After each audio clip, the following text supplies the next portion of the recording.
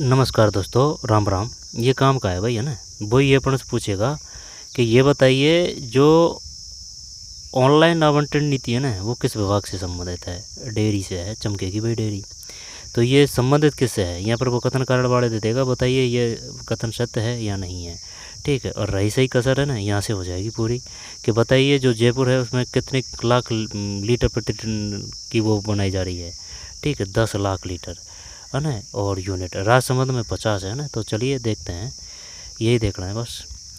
राजस्थान में dairy network को जब पशुपालन मंत्री कैसे याद कर रखे हैं भाई। पशु है, पशुओं में जोर होता है, तो जोराराम को महावत है। क्लियर है। पशुपालन को संबल देने के लिए राज्य सरकार ने बड़े कदम उठाए हैं। पशुपालन, गोपालन, डेयरी एवं देवस्थान विभाग, है ना। जब ये पशुपालन तो याद है, लेकिन इनके पास में है ना गोपालन भी है। तो कोई बात दिक्कत नहीं है। पशु है तो पशु जो गाय है वो पशुओं में ही तो आती है, तो गोपालन कर देंगे। और भाई गोपालन है तो गोपालन से ही तो फिर डेयरी व्यवस्था है जो रहेगी। डेयरी सिर्फ देवस्थान रखना पड़ेगा ध्यान। ठीक, मंदिर वगैरह के मंत्री है जोराराम कुमावत।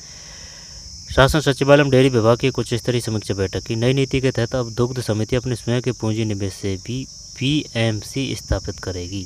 ये बीएमसी क्या है? बीएमसी, इससे दूध की गुणवत्ता बनाए रखने में मदद मिलेगी। इसमें बजट घोषणाओं, लंबित भुगतानों, बुनियादी ढांचे के विकास पर विस्तृत मंथन हुआ। ठीक भाई। फिर डेयरी मंत्री ने बजट घोषणाओं को समय पर धरातल पर उतारने के लिए अधिकारियों को डेडलाइन तय करने के निर्देश दिए हैं। साथ ही मुख्यमंत्री दुग्ध संबल योजना, ठीक है, जैसे कि 5 रुपये सुविधा दी जाती है, और वो फैट है ना वो 50 का बामन कर दिया है पर केजी।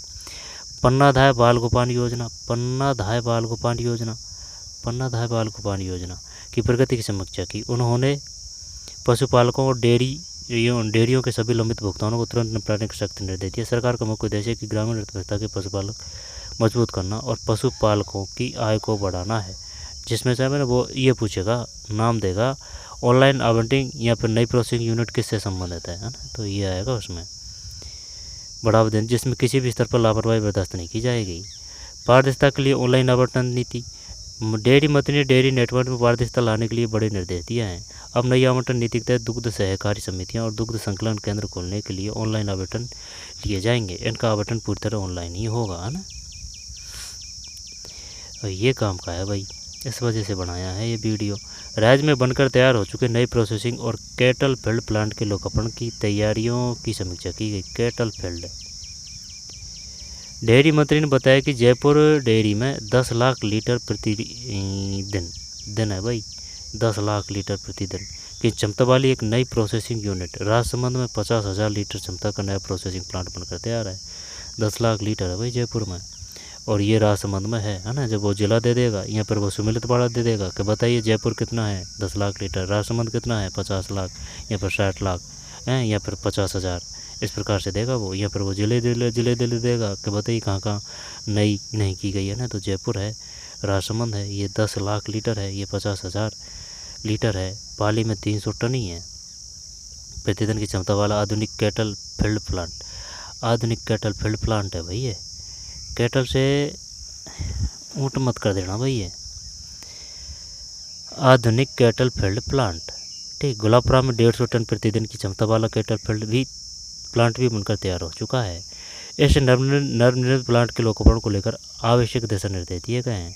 कोटा में 150, रामगंज मंडी कोटा, है ना, बिजरबटन कोटा। प्रतिदिन क्षमता के नए कैटल फील्ड प्लांट के भूमि पूजन को लेकर भी रणनीति बनाई गई है। दोबारा देखते हैं भाई। जयपुर है, कोई समस्या नहीं है, 10 लाख लीटर है, ठीक है भाई। बड़ा शहर, बड़ी ज़रूरत है। अब ये राजसमंद में है ना। राजसमंद 50,000 लीटर क्षमता का नया प्रोसेसिंग प्लांट बनकर तैयार है ना। तो जयपुर, राजसमंद और पाली है 300 टन प्रतिदिन की क्षमता वाला आधुनिक कैटल फील्ड प्लांट। और फिर है गुलाबपुरा में 150 टन प्रतिदिन की क्षमता वाला प्लांट, कैटल फील्ड भी प्लांट बनकर भी तैयार होते हैं। ये गुलाबपुरा जैसे कि कहाँ कर है इसमें, क्या पाली में ही कर दें गुलाबपुरा, यहाँ पर ये अलग है गुलाबपुरा। 150 के अलग है शायद ये, है ना। तो ये गुलाबपुरा भी ध्यान रखना भाई। फील्ड प्लांट गुलाबपुरा में 150, है ना। तो पाली का ही है, पाली में ये 150 और 150 कोई और जगह होगा, है ना। फिर इन नवनिर्मित प्लांट के लोकार्पण के लिए आवश्यक दिशा निर्देश दिए हैं। तो कोटा में 150 प्रतिदिन क्षमता के नए कैटल फील्ड।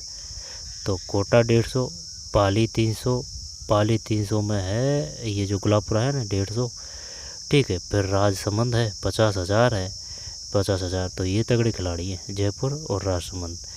इसके बाद में पाली है, ठीक। तो इसको घोट के पी जाना भाई, है ना। वो ये पूछेगा बताइए कहाँ केटल फील्ड नवनिर्मित है, यहाँ पर नहीं है, यहाँ पर सुमेलित है, यहाँ सुमेलित है, ठीक है। तो जयपुर में इतने हैं, यहाँ पर कौन सा ज़िला है, तो ये है 10 लाख लीटर, 50,000 राजसमंद, पाली 300 है। और ये समझ में नहीं आ रही बात, प्रतिदिन की क्षमता वाला आधुनिक केटल फील्ड गुलाबपुरा है, तो शायद है ना ये गुलाबपुरा में 150 और 150 कोई और जगह है पाली में ही, और 150 का ये कोटा है। चलिए और क्या है इसमें, पीएम कुसुम योजना, ठीक है। और ये पढ़ ही चुके हैं अपन कि भाई ये जो है खेत बचाओ अभियान की शुरुआत कहाँ से की गई है, अलवर कैलोर के वर्ण से किसने करी है, ये करी है रामनाथ ठाकुर ने करी है, ठीक है। 3 जून को करी है। और जो अपने देश है ना वहाँ 1 जून से चालू हो चुका है, 30 जून को समाप्त होगा। इसी के उपलक्ष्य में अपने यहाँ 3 जून से चालू की है और 30 जून तक रहेगा, यानी 2 दिन लेट है अपन, ठीक। और कोई ख़ास नहीं है इसमें। चलिए मिलते हैं कोई और वीडियो में, धन्यवाद।